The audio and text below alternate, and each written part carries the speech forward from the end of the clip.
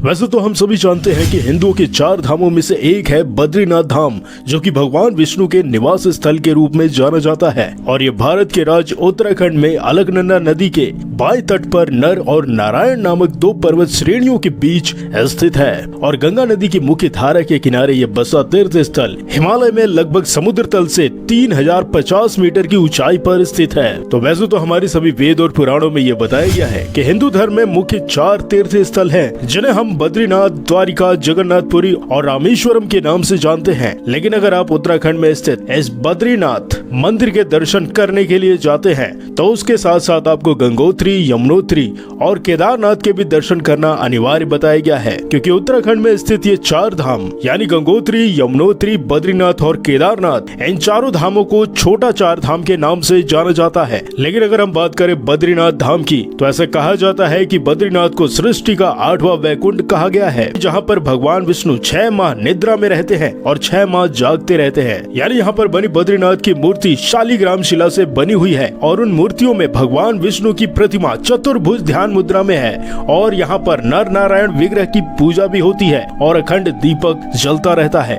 जो कि प्रतीक है ज्ञान ज्योति का। यानी ऐसा कहा जाता है कि सतयुग काल में बद्रीनाथ धाम की स्थापना करने वाले कोई और नहीं, नारायण ऋषि थे, जिसके बारे में संपूर्ण जानकारी शिव पुराण के कोटि रुद्र संहिता में बड़े विस्तार से बताई गई है। लेकिन वहीं अगर बात करें पुराणों के अनुसार, कुछ ऐसी बात भी बताई गई है बद्रीनाथ धाम के बारे में कि जब कलयुग के समय में भूकंप, जल प्रलय और सूखे के बाद जब गंगा लुप्त हो जाएगी, तो भविष्य में ऐसा हो सकता है कि बद्रीनाथ के दर्शन भी नहीं हो पाएंगे, क्योंकि ऐसा माना जाता है कि जिस दिन नर और नारायण पर्वत आपस में मिल जाएंगे, यानी अगर इस पर्वत के ग्लेशियर पिघल जाएंगे, तो बद्रीनाथ का मार्ग पूरी तरीके से बंद हो जाएगा और भक्त बद्रीनाथ के दर्शन नहीं कर पाएंगे। और पुराणों के अनुसार कहे या फिर विज्ञान के अनुसार भी अगर बात करें, तो आने वाले कुछ हजार वर्षों में वर्तमान बद्रीनाथ धाम और केदारेश्वर धाम लुप्त हो जाएंगे, जिसके संकेत ऐसा कहा जाता है कि जोशीमठ में स्थित नरसिंह भगवान की मूर्ति के हाथ को देखने पर पता चलता है। यानी ऐसा कहा जाता है कि नरसिंह भगवान की जो मूर्ति है, उसमें जो उनके हाथ का आकार है, वो साल दर साल पतला होता जा रहा है। और ऐसा कहा भी गया है कि जिस दिन ये हाथ लुप्त हो जाएगा, उस दिन बद्रीनाथ और केदारनाथ तीर्थ स्थल भी लुप्त होना प्रारंभ हो जाएंगे। और अगर ऐसा हो गया तो आप ये समझ जाइए कि कलयुग अपनी चरम सीमा पर आ जाएगा।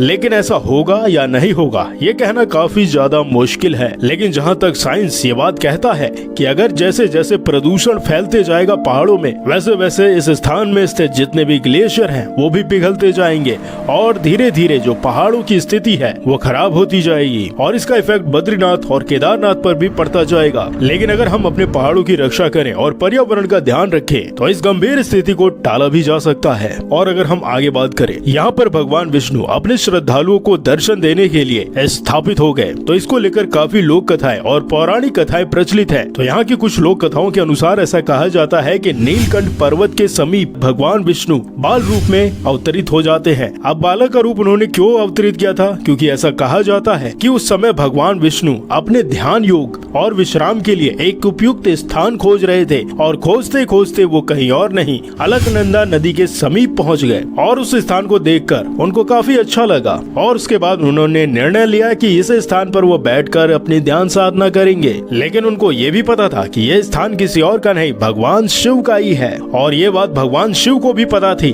कि भगवान विष्णु कुछ लीला रचने वाले हैं, तो उनके द्वारा रचित इस लीला पर विघ्न न डालते हुए ऐसा कहा जाता है कि एक दिन भगवान शिव और माता पार्वती भ्रमण करने के लिए उस स्थान से बाहर निकल जाते हैं। और जब माता पार्वती और भगवान शिव कुछ समय के पश्चात वहां लौटते हैं, तो उन्हें उस स्थान पर एक नन्हा शिशु, जो कि भगवान विष्णु ही होते हैं, रोते हुए दिखाई देते हैं। अब एक बालक को रोते हुए देखकर माता पार्वती की तो ममता जाग गई, लेकिन भगवान शिव को तो ये पता था कि भगवान विष्णु कोई न कोई लीला रचने वाले हैं, इसलिए वो माता पार्वती से कुछ भी नहीं कहते हैं। और जब माता पार्वती उस शिशु, जो कि भगवान विष्णु ही होते हैं, उनको उठाने के लिए जाती हैं, तो भगवान शिव उनसे कहते हैं, रुको देवी, आप इस शिशु के पास मत जाइए, क्योंकि ये कोई मायावी बालक भी हो सकता है। अब ऐसा कहने पर माता पार्वती भगवान शिव से ये कहती हैं कि आप ऐसा क्यों कह रहे हैं स्वामी? तब भगवान शिव उस पर उत्तर देते हैं कि सोचिए देवी, ये अचानक कैसे और कहां से एक बालक इतने सुनसान और दुर्गम स्थल पर कैसे आ गया, जबकि दूर दूर तक यहाँ पर कोई इंसान आ ही नहीं सकता,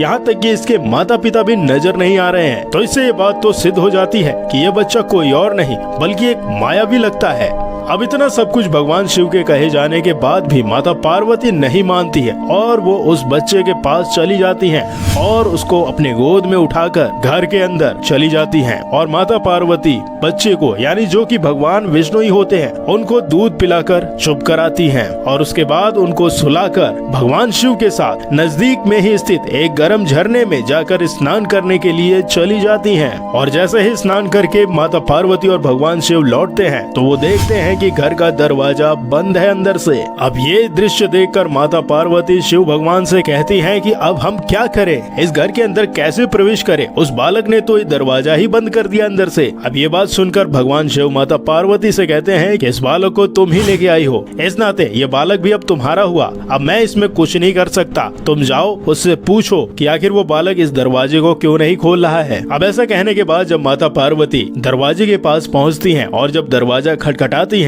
तब उस पर भगवान विष्णु जो कि बालक के रूप में होते हैं अपने वास्तविक स्वरूप में आ जाते हैं। अब ऐसा देखकर माता पार्वती और भगवान शिव उनको नमस्कार करते हैं और फिर भगवान विष्णु अपने आराध्य भगवान शिव से ये कहते हैं कि प्रभु मुझे ये स्थान काफी अच्छा लग रहा है, इस वजह से कृपा करके आप इस स्थान से कहीं और चले जाएं। और जब ये बात भगवान विष्णु ने माता पार्वती और भगवान शिव से कही तब भगवान शिव और माता पार्वती मुस्कुराते हुए उस स्थान से वापस चले जाते हैं और फिर वो उस स्थान को छोड़कर कहीं और नहीं केदारनाथ की तरफ चले जाते हैं। और तब से ऐसा कहा जाता है कि भगवान विष्णु ने जबरन बद्रीनाथ को अपना विश्राम स्थान बना लिया था। वहीं कुछ और कथाओं के अनुसार ऐसा कहा जाता है कि जब भगवान विष्णु ध्यान योग में लीन थे तब बहुत अधिक उस स्थान पर हिमपात होने लगा था। तब भगवान विष्णु और उनका घर हिम में यानी बर्फ से पूरी तरीके से डूबने लगा था और ये सब देखकर जो माता लक्ष्मी वो काफी ज्यादा व्याकुल हो गई। तब वो उस स्थान पर आती हैं जहाँ पर भगवान विष्णु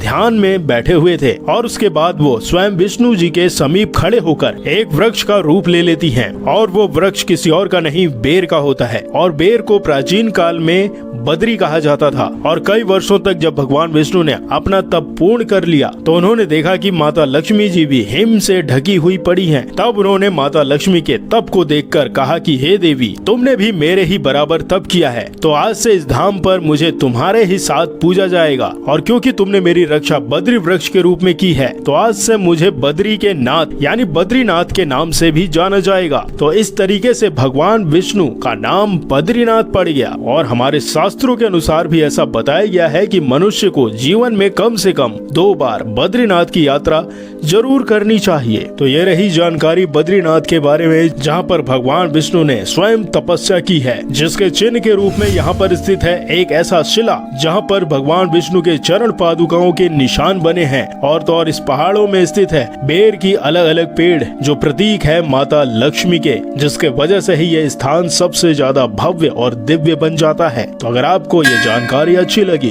तो इस वीडियो को अधिकतर लोगों के साथ शेयर करिए। फिर मिलते हैं किसी दूसरे टॉपिक के साथ, तब तक के लिए नमस्कार।